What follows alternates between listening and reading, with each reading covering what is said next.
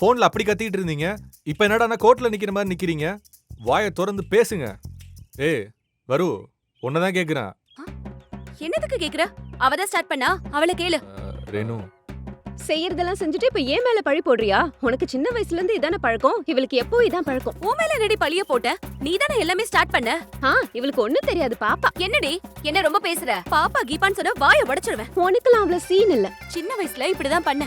ஒரு பல்ல உடைச்சோனே அழுதுகிட்டே போய் படுத்தியே, ஞாபகம் இருக்குல்ல? நீ அப்படிதானே? பலம் இல்லாதவங்க கிட்ட தானே உன்னோட வீரத்தையே காமிப்ப. எனக்கு நல்லா தெரியும். ஆனா அதெல்லாம் சின்ன வயசுல. இப்ப பண்ணி பாரு, யார் உட்கார்ந்து அழுவான்னு தெரியும். பாக்கலாமா? பாத்துட்டு தானே இருக்கேன். என்னடி என்ன ரொம்ப பேசுற? ஓகே ஓகே வரு, ஃப்ரீயா விடு. ஹே சுப்பு, என் பவர் என்னன்னு அவகிட்ட சொல்லுடா. வரு, உன் பவர் என்னன்னு எனக்கு நல்லா தெரியும். அத பத்தி நம்ம அப்புறம் பேசலாம். நீங்க இதுல கொஞ்சம் தலையிடாதீங்க சுப்பு. அவ பவர் என்னன்னு நானும் பாக்குறேன். ஜெட்டிக்ஸ் சேனல்ல பவர் ரேஞ்சர்ஸா பாத்துட்டு இருக்கோம்.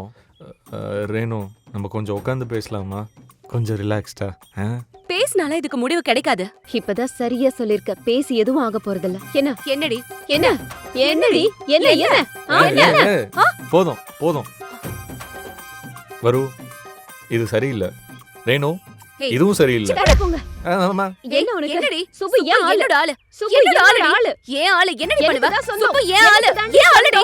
என்னோட ஆளுன்னு சொல்றல? நிப்பாட்டுங்கடி.